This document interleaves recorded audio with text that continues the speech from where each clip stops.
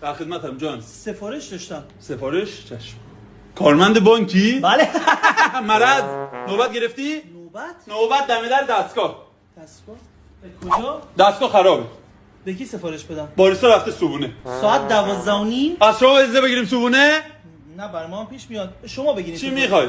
2 تا کاپوچینو، 2 تا اسپرسو، 2 تا چه خبره؟ زامن داری؟ زامن. 2 تا زامن، بازاری و کارمند، وگرنه چای نبات میتونم بهت بدم. سند دارم. سند اینجا چرا اومدی؟ کجا برم؟ اونور کارشناسی اسناد، باجه بغل.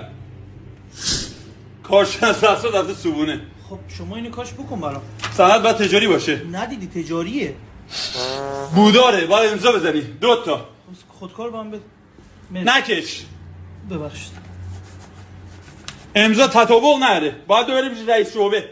همین الان زدم. رئیس کجاست؟ معلومه یکیش تو نزدی. رئیس صبونه. صبحونه کی میاد؟ ناهار. ناهار؟